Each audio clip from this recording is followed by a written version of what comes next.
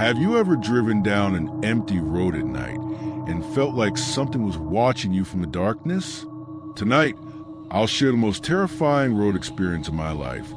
A night that still keeps me awake because I'm not sure if I escaped or if something followed me home.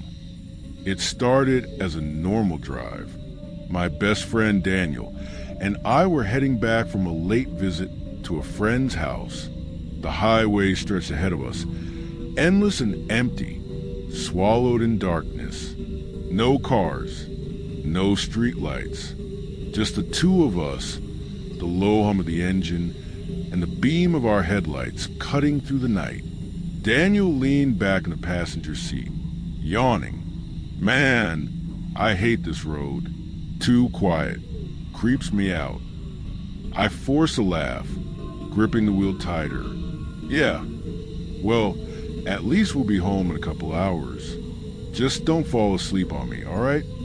But inside, I agreed with him. The silence was unnatural, like the world itself had stopped. Every shadow seemed to stretch too far, and the trees swayed without a breeze. A few miles later, Daniel frowned and leaned forward. Hey, didn't we pass that broken sign before? I squinted. Ahead on the right side of the road stood a rusted road sign, bent at an angle, its words faded and illegible. A strip of white paint slashed across it, like claws had torn through the metal. Yeah, I think so, I said slowly, but maybe there are a couple of them. It's just a coincidence. Daniel didn't answer. He just stared at the sign as it slid past US. 5 minutes later, another appeared. The same sign. Bent, rusted, clawed. Daniel let out a shaky laugh. Tell me I'm not crazy. My throat tightened. No, I saw it too. The silence grew heavier, pressing on us like a weight. Then the radio crackled to life. We both jumped as static filled the car, the dial glowing even though I hadn't turned it on. A distorted voice bled through the static, low and drawn out. Daniel. The sound of my friend's name whispered through the speakers. Daniel's head whipped toward me. His eyes were wide, terrified. Did you hear that? My mouth went dry. It said your name. The static hissed again, then the voice repeated, clearer this time. Daniel, don't look. We both froze. Neither of us breathed. Then, as if obeying the command, Daniel's eyes darted to the passenger side window. His face went pale. What is it? I whispered. He didn't answer. His hand just lifted slowly, pointing. I turned my head. On the side of the road stood a figure. At first, I thought it was a man. Tall, thin, with a crooked posture. But as my headlights hit it, my stomach flipped. Its skin was deathly pale, its face wrong. Smooth and featureless, like clay that had never been molded. It tilted its head to one side, impossibly far, until the neck bent with a sickening crack. Daniel swore under his breath. Don't slow down. Just don't slow down. I pressed my foot on the gas. The figure slid past US, vanishing into the dark. But a few minutes later, it was back, standing on the roadside ahead of us. Same tilt of the head, same faceless skin. Waiting. Daniel gripped my arm so tight it hurt. It's the same one. It's the same. I cut him off. Shut up. Don't look at it. Don't. We blew past it again. My chest ached with every heartbeat, my vision tunneling on the black road ahead. But no matter how far we drove, it kept returning. Always ahead of us. Always waiting. By the fourth time, Daniel snapped. He slammed his fist against the dashboard. This isn't real. It can't be real. But then the headlights flickered and died.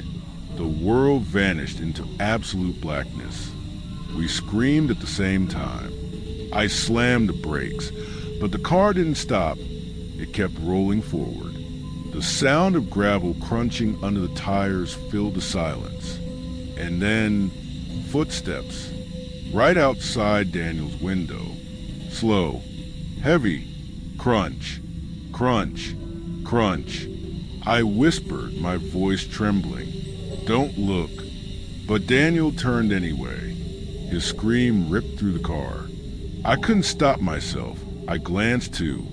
Pressed against his window was the faceless figure, its head tilted so close that the glass groaned under the pressure. Its skin rippled as if something moved beneath it, like worms crawling under flesh. Where its mouth should have been, the skin split, tearing open into a jagged, bleeding grin. Blood smeared across the glass as it dragged its head, leaving a trail.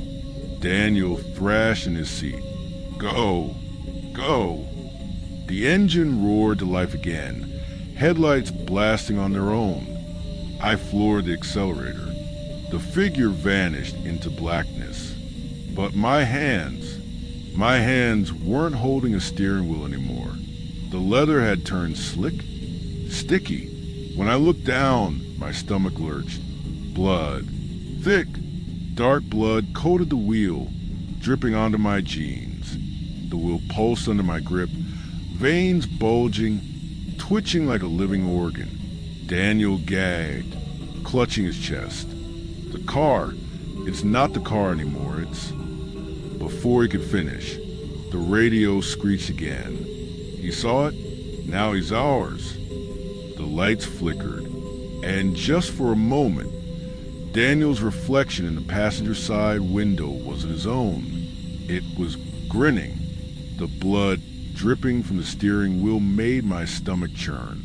My knuckles slipped on the slick, pulsing surface as I tried to keep the car steady. The headlights flickered again, then dimmed to a sickly red glow that barely cut through the dark. Daniel pressed himself against the door, shaking his head violently. "This isn't happening, man. This isn't F***, ing happening." I swallowed hard, my throat raw. "Shut up. Don't panic. Just look straight ahead. We'll get through this." But even as I said it, I knew it was a lie. The road ahead was warping. The yellow divider lines weren't painted anymore. They were bleeding, running down the asphalt like veins. The pavement itself cracked and heaved, twisting like it was alive. The car rattled violently, bouncing on the uneven surface. But no matter how fast I drove, the end of the road never came. Daniel suddenly gasped, clutching my arm. "Look." I followed his gaze and my chest tightened. Hanging from the trees that lined the road were bodies. Dozens of them. Men, women, children, swinging like puppets from invisible strings. Their faces were pale, their eyes glowing faintly in the dark. Some were missing limbs, others bled from gaping holes in their stomachs. As we passed, their heads turned in unison to follow us, their mouths opening wide. Daniel whimpered, covering his face. "Don't look, don't look, don't look." But I couldn't tear my eyes away. The corpses didn't scream. They laughed, a low, wet, gurgling laughter that grew louder with every mile, filling the air, echoing inside the car until it felt like my skull would crack. "Turn it off," Daniel shouted, clawing at the radio, but the laughter wasn't coming from the speakers. It was all around us. Then the bodies began to bleed.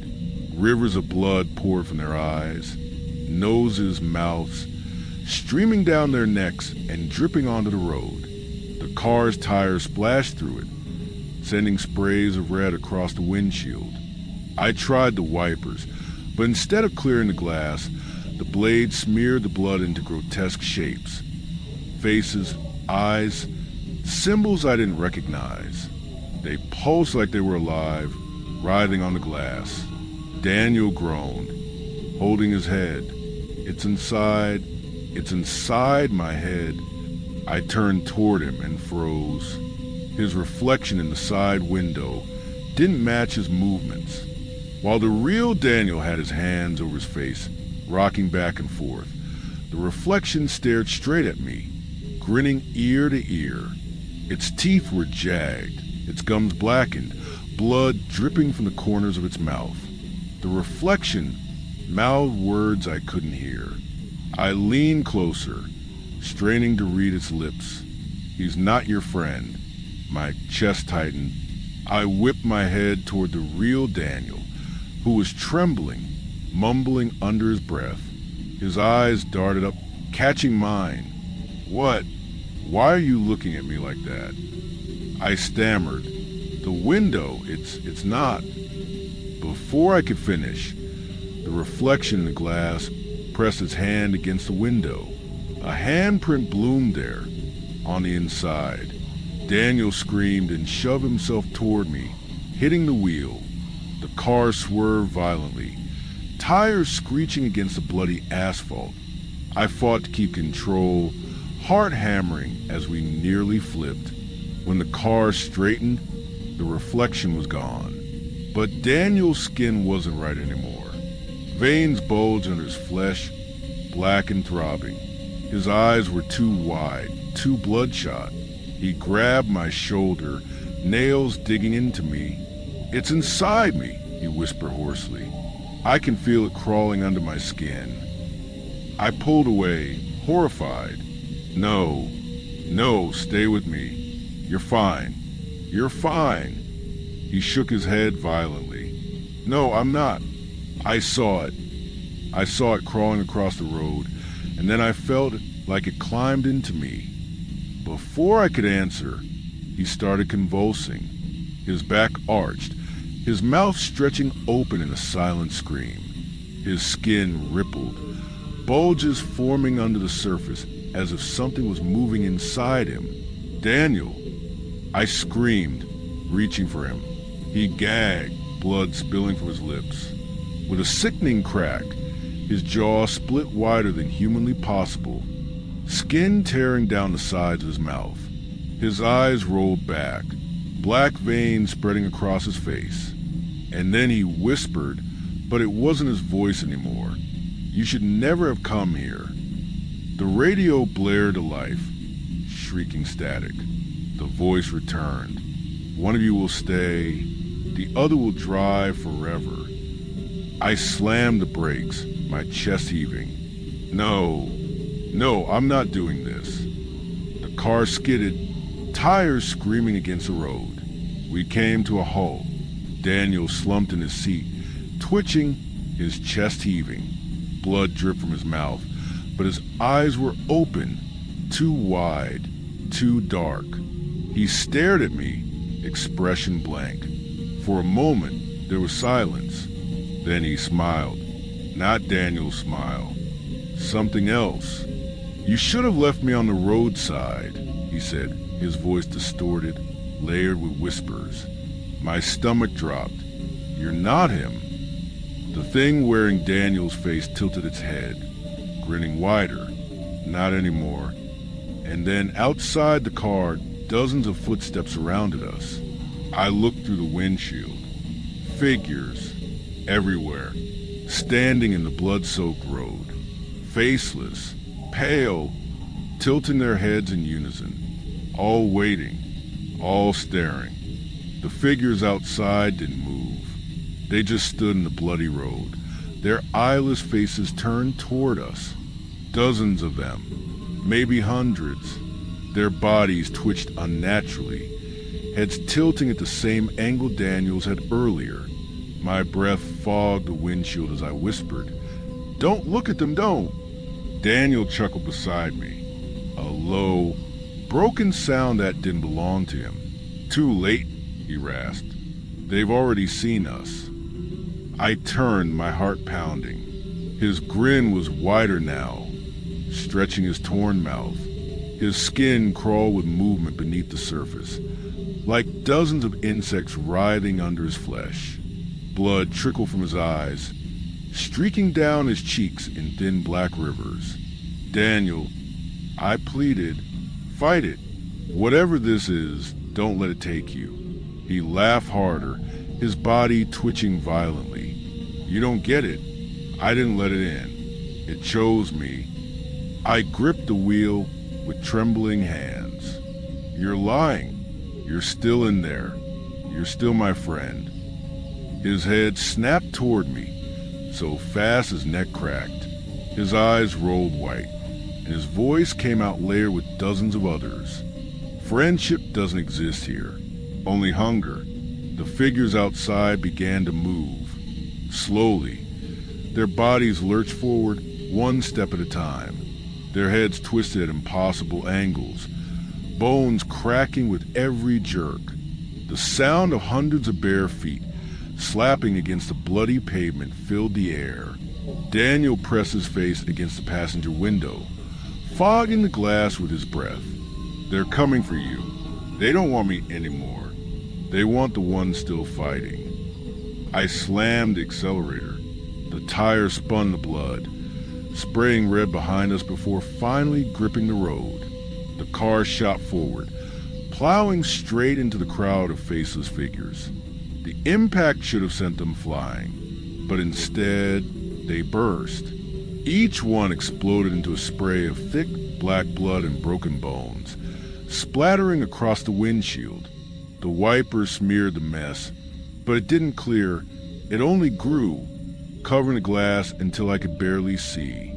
Daniel licked his lips, grinning. Taste it. You know you want to. The stench of rot filled the car. I gagged, coughing, but I didn't stop driving. My eyes darted to the side mirror, and my stomach dropped. The road behind us was gone. There was no asphalt, no trees, only an endless void. And crawling up from the void were more of them, thousands. Their bodies dragged across the nothingness, clawing at each other, shrieking soundlessly as they pulled themselves closer. I swerved my gaze back to the road ahead and screamed. A woman stood directly in front of the car. Her body was broken, limbs bent backwards, neck twisted. She was covered in blood, her white dress soaked through. Her face, oh God, her face, was nothing but a torn mess of flesh, teeth, and blackened gums. Her arms stretched wide, and the moment we hit her, she didn't fall. She clung to the hood, her head jerking up to stare at us through the cracked glass. Daniel clapped his hands like a child. She likes you. Let her in. The woman slammed her head against the windshield. Once, twice, the glass spiderweb with cracks, each hit stronger than the last. Blood smeared across the fractures, dripping inside. Stop. I screamed. Daniel leaned close, whispering in my ear. If you stop, she'll crawl inside. If you keep driving, she'll bring her friends. The windshield shattered. Her head pushed through, glass slicing her skin, but she didn't bleed red. Black ichor poured from her wounds, hissing as it hit the dashboard. Her jaw unhinged, mouth stretching impossibly wide, teeth jagged and broken, gums torn and rotting. I shoved Daniel aside and grabbed the tire iron from under the seat. With a scream, I slammed it into her face. Bone crunched. The woman shrieked, a sound so inhuman it rattled my bones. Her body melted off the hood like wax, leaving behind only the stench of burning flesh. But more were waiting. Ahead of us, the road was filled with figures. Hundreds, maybe thousands. Their bodies writhed, some crawling on all fours, others dragging themselves with broken arms. They filled the road from one side to the other, a sea of faceless nightmares. I slammed the brakes, skidding to a stop. My chest heaved as I realized there was no way forward, no way back. Daniel giggled beside me, his body twitching violently. His voice came out guttural, distorted. This is where the road ends. I turned to him, shaking my head violently. No, no, I'm not giving up. I'm getting us out of this. He leaned closer, his face inches from mine. His breath was rancid, his eyes black pits. You don't get it, he whispered. There's no way out. There never was. This road doesn't take you home. It takes you where you belong. Before I could answer, the figure surged forward, slamming into the car from every side. Hands clawed at the windows, leaving bloody smears. Faces pressed against the glass, their skin splitting open to reveal rows of jagged teeth. The car rocked violently, metal groaning under the weight of hundreds of bodies. Daniel leaned back in his seat, smiling as blood poured from his nose. They've come for you, and I'll watch. The roof caved slightly as more climbed on top. The windshield cracked further. Hands slipped through the broken glass, grasping, tearing at my arms. Their fingers were ice cold, their nails slicing skin. Blood ran down my forearm as I screamed, beating at them with the tire iron. But there were too many. Daniel turned to me one last time, his face grotesque, his voice a chorus of whispers. Choose. Stay with me or stay with them. And then everything went black. The darkness swallowed me whole. For a moment, there was nothing, no sound, no sight, not even the feeling of the steering wheel in my hands. I thought maybe I was dead. Maybe it was over. But then the whispers began. 1,000 voices speaking at once. Male, female, child, old, layered, overlapping, muttering words I couldn't understand. They circled me, echoing inside my skull until I thought my head would split open. Daniel, I shouted into the void. My voice cracked, swallowed immediately by the endless whispers. Where are you? Laughter answered me. It came from behind. I turned, and there he was, Daniel, standing in the dark, or what was left of him. His body was broken, twisted, his arms far too long, fingers sharpened into claws that scraped against the unseen floor. His eyes glowed white in the abyss, his smile stretching ear to ear. You shouldn't have called me, he whispered. His voice was not his own anymore. It was theirs. I stumbled back, my heart pounding so hard I thought it would explode. Daniel, please don't let them. He tilted his head, bones snapping. He's not here anymore. Only me. As he stepped closer, the darkness behind him shifted. Something moved. Shapes. Dozens, no hundreds, emerging from the void. Faceless things, crawling, dragging, pulling themselves forward. Their bodies were made of blood and shadow, dripping black ichor that sizzled when it touched the ground. I backed away, my legs trembling. Stay away from me. But the whispers grew louder, their meaning suddenly clear. They weren't speaking in tongues anymore. They were chanting, "Join us! Join us! Join US!" The figures swarmed around Daniel, caressing him, pulling at his flesh. His body melted under their touch, bones cracking, muscles tearing. He laughed through the agony, his voice rising until it was a shriek. And then he split apart, right in front of me. Daniel's body tore open, skin peeling away as something else crawled out of him. Something massive, with too many limbs. Its head a writhing mass of teeth and eyes. His screams didn't stop. They just blended into the monster's howl. I fell to my knees, clutching my head, sobbing. This can't be real, this can't. But it was. The road reappeared beneath me. I was kneeling on the cracked asphalt, but it was no longer the road I knew. It stretched endlessly in both directions, lined with dead trees whose branches hung with corpses. Their heads dangled low, eyes gouged out, mouths sewn shut with barbed wire. The sky was bleeding, literally bleeding. Thick streams of crimson dripping from black clouds, pattering against the road like rain. Each drop burned when it hit my skin, leaving blistering welts. I screamed and stumbled forward, desperate to move, desperate to escape. That's when I heard Daniel's voice again. Right behind me. "You can't leave me." I spun, tire iron still gripped in my bloody hands.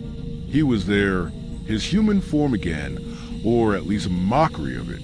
His skin sagged, his eyes black voids, his smile stitched into his face with threads of shadow. He reached for me, his fingers dripping blood. "I won't let you." I swung the tire iron, smashing it into his face. Bone cracked, but he didn't fall. He only laughed, grabbing the iron and yanking it from my hands. His grip was ice cold, freezing my skin to the metal until it tore free with strips of flesh. "Do you feel it now?" he whispered. "The road. It's inside you. It's always been inside you." I stumbled back, clutching my bleeding hand, shaking my head violently. "No, I won't become like you. I'm getting out of here." The faceless figures closed in, forming a circle around me.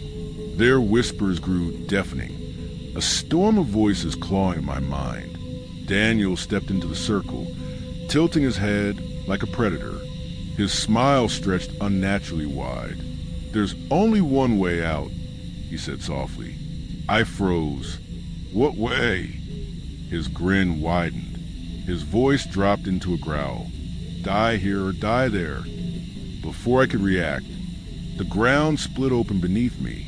A massive fissure tore through the road, glowing red with fire and shadows writhing inside. The corpses hanging from the trees swung violently, their mouths bursting open as they screamed in unison. Hands shot up from the fissure, clawing at my legs, pulling me down. I kicked, screamed, fought, but they dragged me closer, their nails slicing deep into my flesh. Blood poured down my legs, dripping into the pit.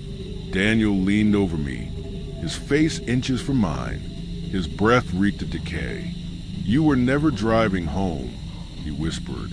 "You were always driving here." And then he pushed me. I fell. The screams of the dead filled my ears as the void swallowed me whole. Faces rushed past me in the darkness, screaming, crying, grinning. The whispers became shrieks, and the last thing I saw before it all went black was Daniel, standing above the pit, smiling. CTA unchanged. If you ever find yourself driving alone at night and the road looks empty, remember my story. Don't take the shortcut. Don't listen to the whispers. And for God's sake, don't stop.